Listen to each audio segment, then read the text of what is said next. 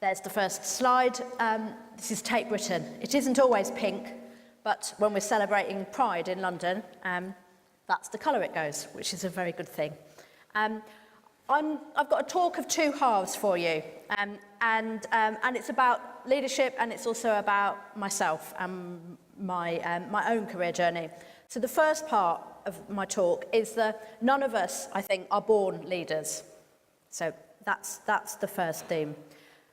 So the first thing I wanted to share with the room and our online community today is to say that I am still extremely surprised to find myself here, speaking to you about leadership as the director of Tate. I wasn't taken to museums or galleries as a child, though I did come from a working class family that encouraged reading a lot and some theatre going. I didn't do art history or art at university. I didn't go to Oxford or Cambridge or the Courtauld. I did English literature and cultural studies at the University of Liverpool, not so far from here. I was hard-working as a teenager and high-achieving. I got all A's at my A-levels, but I was also rebellious. I didn't think about Oxford, and my official reason was because I thought it was too snobby, and I was busy reading Marxism Today. But in truth, having gone to a pretty tough comprehensive school in Northampton, I was really intimidated by the idea of it. And I didn't know anybody who might have encouraged me to think that I could thrive there. Alongside my school and my family life, I was a rhythmic gymnast, you know, stuff with the ribbons. My mother took me to a gym club when I was 5, I think to get me out the house, and so that she could make some friends in a new town. I took to the sport and she made some lifelong friends and became a coach. So between 11 and 16, I was in the national squad and I trained daily and often on my own before school started. I'd like to say I loved doing it. And I did in a sort of way because it was very addictive and exciting, but it was lonely and painful, and we often got shouted at by our coaches because they hadn't invented kind of positive coaching psychology in the early 1980s. But what I did learn from that experience was discipline of mind and body and emotions, and the importance of practicing things over and over and over again until they look natural. Public speaking would be one of those things as well. I also learned something that helped me enormously in school and I think in life more generally, which is the push to do something in spite of others, the I'll bloody show you energy of wanting to prove somebody wrong or achieving something beyond other people's expectations.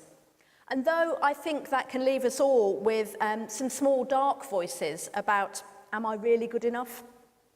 I can see that across my life, one of my biggest motivations to succeed has been other people telling me that I wouldn't. I also very strongly wanted to escape from something in my childhood. Not my parents, I loved them and I had a quite happy childhood, but the town I spent my teenage years in was boring to me, and I was hungry for something that looked a bit more like the pages of The Face magazine. I love the thing that a friend here in Manchester said to me, Dave Haslam, where he said the great thing about Manchester during the factory years was that it gave you permission to be pretentious.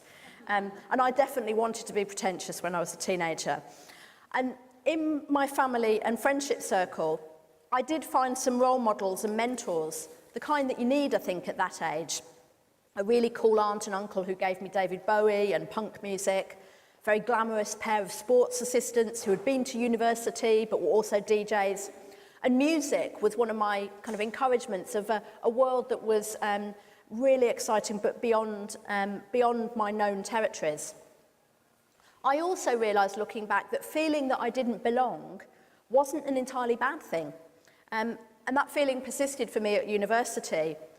It built in me a kind of resilience that's to do with being sort of okay wherever I am. And in the spirit of Hillary's encouragements at the beginning of this talk, I can talk to almost anybody. It's taken me many years to notice that that is a genuine career asset and has really helped me on the journeys that I've subsequently gone on. So, from my early life, I would observe some kind of leadership lessons, some of which is to do with positive role modelling, but also to do with the encouragement of things that I didn't like and wanted to resist. And I think this is important because the things that shape us and spur us on won't only be the nurturing or enriching experiences. So from Northampton, I went to Liverpool, which I chose as a university because of the football team. And I supported Liverpool football team to annoy my dad, who supported Manchester United. All of these things are not very good reasons for selecting an English literature degree, as I discovered when I got there. The course was really old-fashioned, and although I loved the city, I was only really saved by the inspirational example of two rather amazing feminist lecturers, who I still know. And they encouraged me to change to a joint honours with cultural studies, and I began to form things that are still important to me. One of those lecturers, Linda Williams, told me to go to Sussex University to do an MA in critical theory. I didn't even know what critical theory really was. But when I got there, I found myself in a maelstrom of queer and post-colonial, psychoanalytic and feminist theory that was forming itself right then. So exciting. And I did begin to feel like I belonged. So I became an academic. I worked first in London and then Northampton and then Birmingham. So this is an important point. I had a 10-year career as an academic. My closest female friend is now the Pro Vice-Chancellor here at Man Met University. And occasionally she and other old friends are amazed that I'm not still an academic after all that training and PhD and years of writing books. But I've had 3 quite distinct careers at this point in my life. I'm 48. And I think the process of shifting sectors and of having to learn again how to do things has been a crucial part of my leadership development, and it's one that's very relevant for the times that we're in. I have had to develop a certain degree of comfort, if you like, with leading and making decisions, even when I don't have all the facts to hand or feel that I am the most experienced or expert in a particular area. And I would say, given the pace of change that we're all in right now, and the ever more complex work realities that we all wrestle with, this relative comfort with not knowing everything before you decide something is actually really, really important. But to go back to my career journey, whilst I was doing my PhD and working as a junior academic, I had my son Jake, soon followed by my daughter Lily. And my friend, the now PVC, also had 2 children at roughly the same time. No one in our academic department had children. No one could ever remember anyone having children and continuing to work. And I share this not only to know how much has positively changed for working women and working parents, but also because for me, learning how to juggle a baby and my career and my life and friendships was one of the most formative and valuable experiences I have had. I could describe it as the kind of Paula Radcliffe effect. You know, UK's most successful marathon runner, she ran her fastest only 9 months after having her first child. For me, as a not very well-off working parent, I learnt to do things with ruthless efficiency because I no longer had the luxury of taking as long as I liked to write an essay or a lecture. And I also learnt that toddlers don't take no for an answer when it's time to play. And that you soon become quite ineffective anyway if you don't have some playtime as well as work time. So having 2 children in quick succession made me focused but also flexible, work fitted in around kids' needs, and again, that's really been helpful for me in terms of the rapidly changing times I now operate in. And it also taught me to keep work in perspective. I am not suggesting that everyone must have children, not at all. But I share these thoughts because in many working contexts, I still encounter younger colleagues, men and women, who are hearing that it's really hard to have a family and a big job, when in fact, I think we all need the freedom to make the widest variety of life and work choices. So it's not only about parenting. You know, we need friends and hobbies and things that are outside work. And in 2018, where systems of power and privilege are being very thoroughly questioned, whether that is Me Too or questions around gender pay gap, Time's Up, We now need to be modelling leadership that shows what more diverse or distributed leadership looks like and what the organisational structures should be to support that. I would say with working lives that are going to last until we're 70 plus, and with lives where we might live till we're 100 as a relatively common rather than an unusual thing, we need to think about working lives much more flexibly. And I hope in the future they will look very different, which will also equate to different models of power within our organisations. So, how did I go from being the academic to the director of Tate? I have sometimes described it as a process of jumping ladders, starting on one career and then jumping across and going up a bit higher. But a very wise female mentor gave me a better metaphor for a career quite recently, where she said, well, it's like climbing a tree. You can go really high up one branch and then see that actually over there, there's an equally high branch with a totally different viewpoint, and you can climb across. I think it's more interesting to think of it like that. So I could have stayed as an academic, my good friend Helen did, and I was good at it, but I had a nagging sense that what I was doing wasn't enough. The relative isolation of academia from the wider cultural world frustrated me, and I came to realise that my real skill was in motivating and engaging people. And this wasn't the most highly prized attribute in the academic world, although it perhaps should be.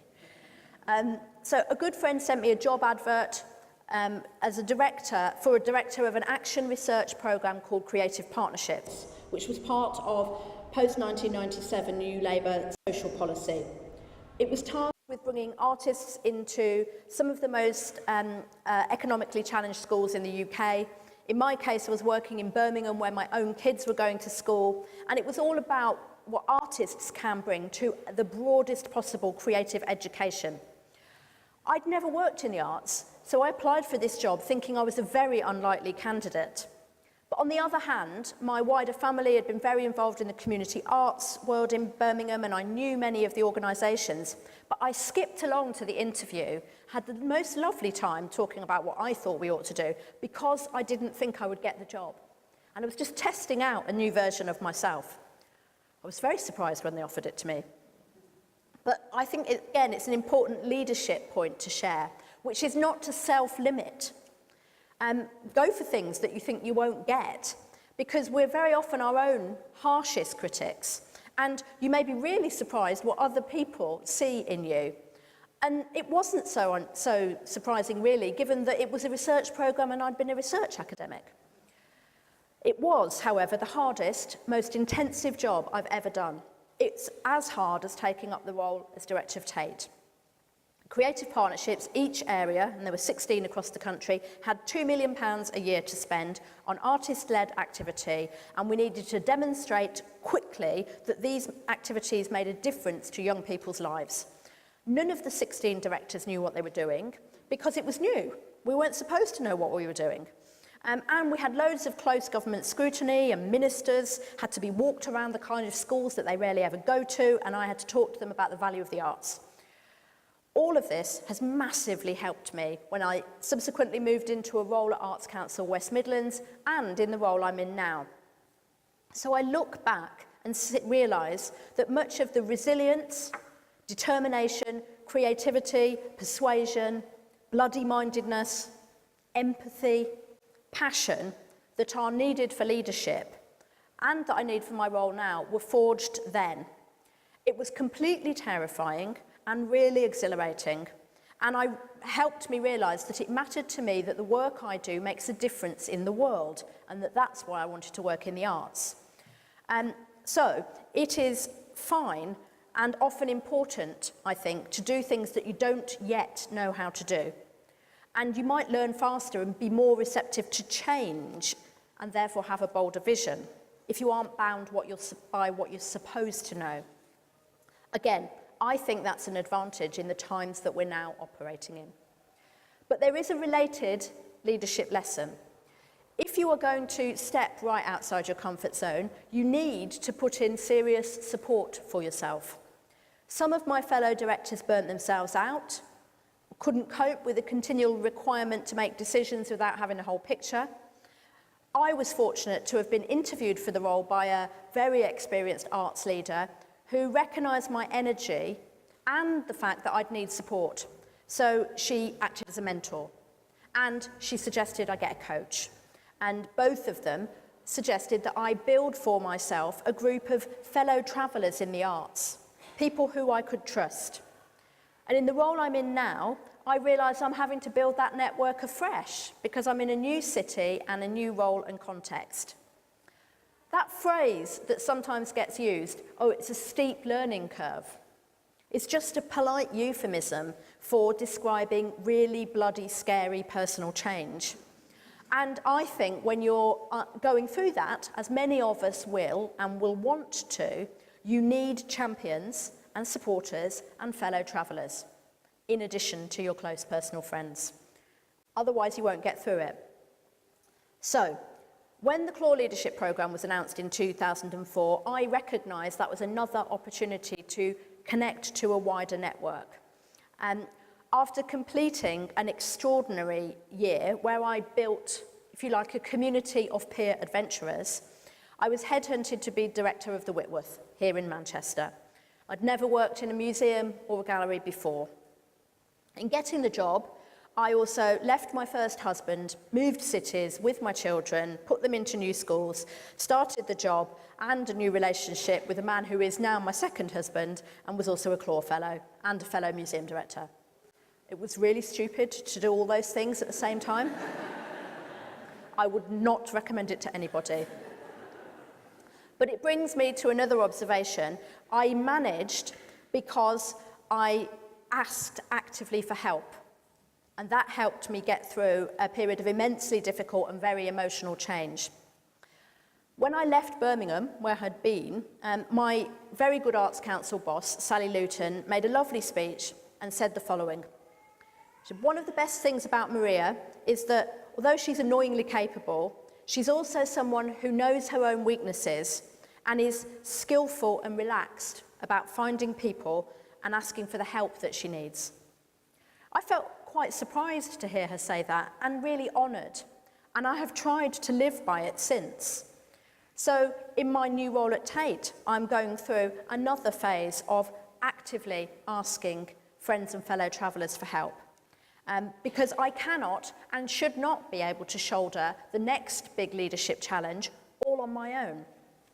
It's powerful to ask for help and to recognise the things that you can't do on your own, and it gives people around you, whether it's your teams or your peers, a genuine role in helping you achieve a goal.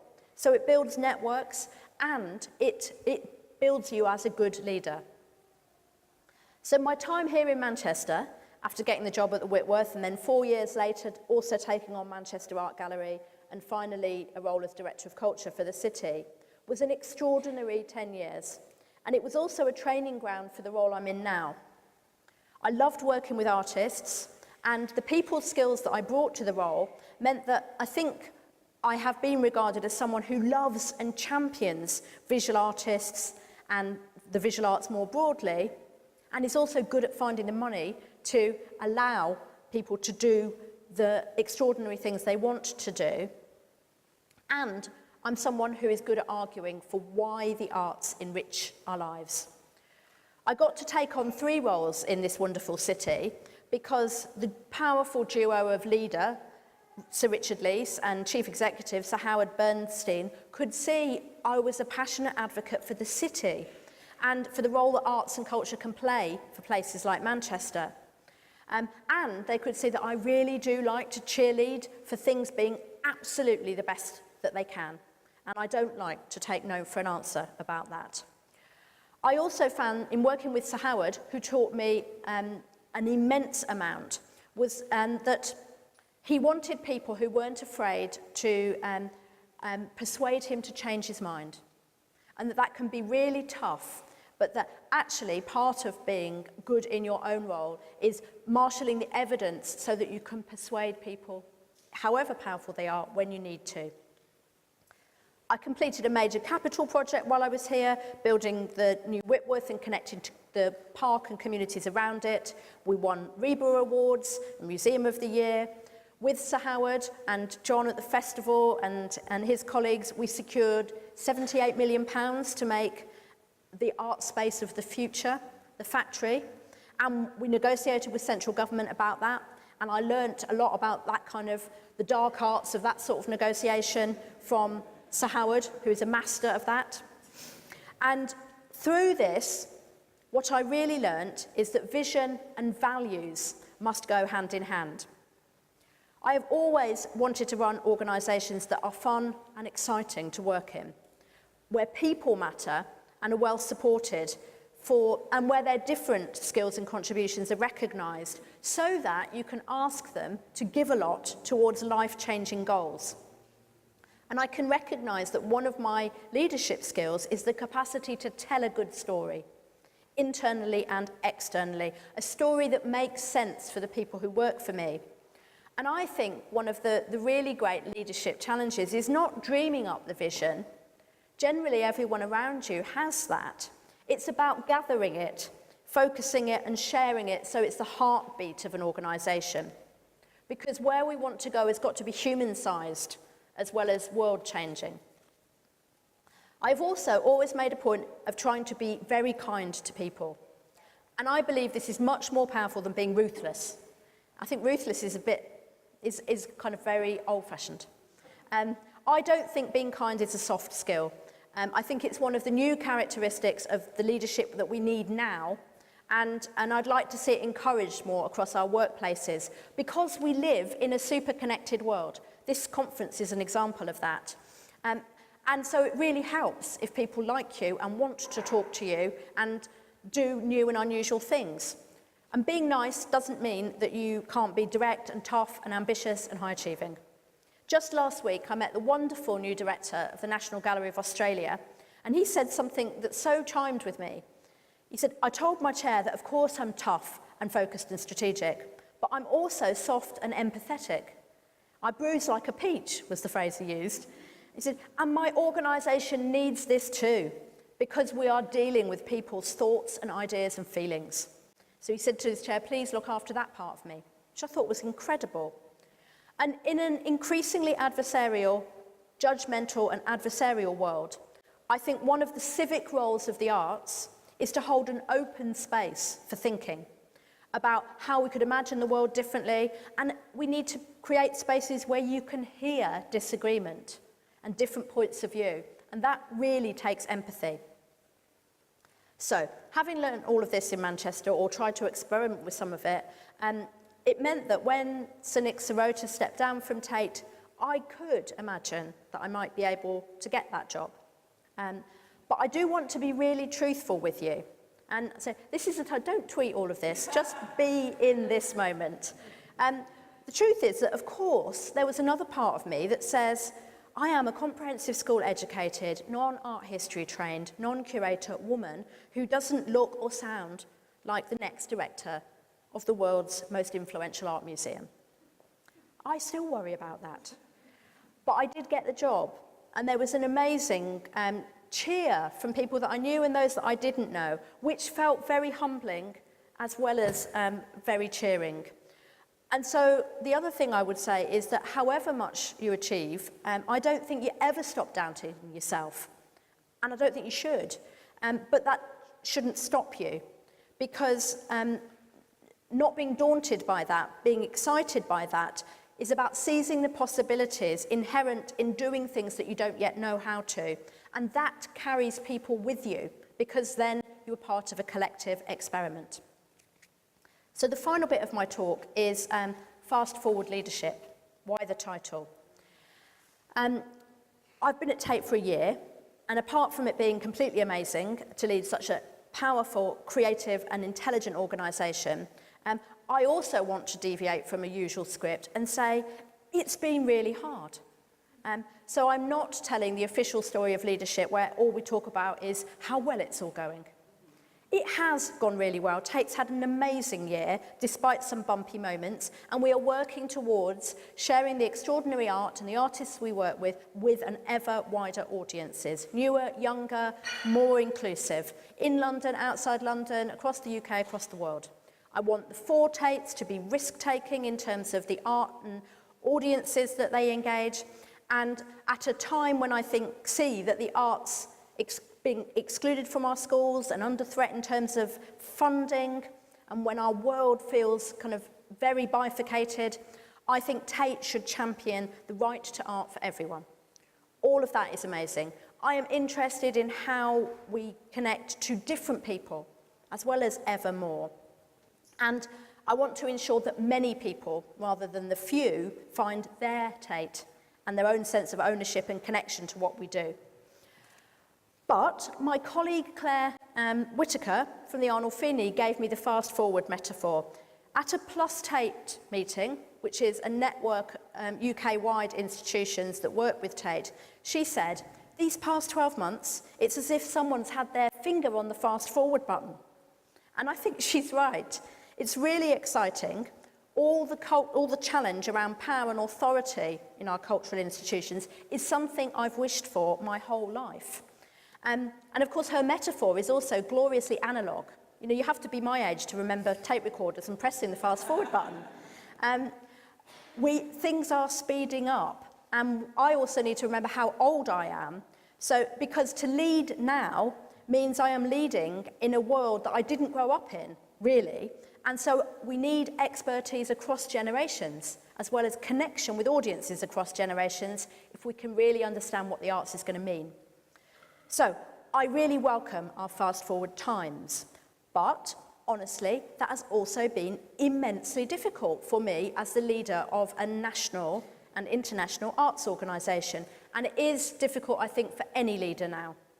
And if I don't admit this, I'm not living up to the Clore values of integrity, self-examination. So I have been reminded this past year that every time you start a new job, however experienced you are, you go back to the beginning. You're the new person and the outsider, as well as the esteemed new director. And for me, the challenges of working on a much larger scale are really complex and immense. I certainly underestimated them, and I think anyone would, because it's nearly impossible to imagine yourself into a space you don't yet know. I've also encountered the pressure of being the first woman in this role, which shouldn't matter, but still does too much. So I've been described as the brightly coloured, dress-wearing, gold-shoed, yoga-practising woman at the head of the Tate. All of these things are true, but you would look long and hard before you found a description of any male director's wardrobe choices. I'm also a woman in a position of power, and responsibility goes with that. I've been criticised for seeming to not support women, which is something I've always done, and that learning to deal with that has been part of this new role, and it's important for me to be aware of the power I do hold and how this can seem to others. Perhaps most significantly, for everyone here, what this is about are the professional and personal challenges of leading in a time of unprecedented change and challenge, even if we really want change, because it means putting our head above the parapet and beginning to address issues of power, privilege and control. Most leaders of national cultural organisations just now, however radical their own background or sincere their commitment to changing their own organisations or the world, are also likely to encounter some, but you are part of the problem, critique. Certainly I have, and it felt very strange for me to be described as part of the establishment, but I am, in part. I will inhabit the role as I can, but it's no good for me to say defensively, look at my track record. What I think I have to say instead is I want Tate to be part of this dialogue. We all have knowledge to share here. And what do we want to change? What can an art gallery do? What can I do differently as a leader? And this is part of working towards more representative and inclusive national cultural institutions. As Tristram Hunt, my also new good colleague at the V&A, wrote recently, he said, museums are not straightforwardly political tools and shouldn't be, but they do need to be safe spaces to explore unsafe ideas. And what this requires is leadership with and through empathy. And for me, that can feel really hard across 1,400 people, as we all also deal with the challenges of commerce and cultural purpose and communities of stakeholders. So it's about, as I have been saying throughout this talk, leadership in the context of uncertainty and the ability to still make decisions. And I think that's at the heart of leadership in our times. Focus, clarity and vision, the key attributes of classic leadership, are often about being single-minded. And that's good, but not so good if you want to lead in the context of complexity and wish for a multiplicity of voices, people and stories to emerge. Vulnerability seems like a funny word to talk about in terms of a leadership value, but I would say it's essential if any leader of an organisation is able to manage in the times that we are. It's about accepting that I or any leader will not always have all the right answers, and stepping into the uncomfortable, risky place where failure is embraced as part of learning and therefore eventually becomes part of success. So I realised in the midst of all of this, I had a word from one of my Clore fellows from 2004. Keith Merrin, thank you, for the term bounce back ability, which is a silly way of describing a very important thing, which is about resilience. So for all of you and for myself, what I want to end with saying is we all need to be able to make mistakes. One of my staff very kindly said to me, we need Maria to make mistakes sometimes because otherwise how will we make them? So we need to create a space where we look after our personal resilience as you go through missteps. And that is hugely important. And for me, I would say build networks of support to do this. When I was on the Clore programme, we all laughed over glasses of wine about the 6 habits of good leadership or the recommendations. And so I feel I am at peril when I step into final recommendations for you. But what I want to say is keep work in its proper place. Walk the dog. In fact, bring him or her into work if your colleagues love dogs. My dog is called Ruby. Make time for your friends, your lovers, your families. Make time for your art form and your own creativity, as well as your hobbies. Don't forget to daydream. Get a grip on your diary. It's boring always to be too busy. And keep going on holiday.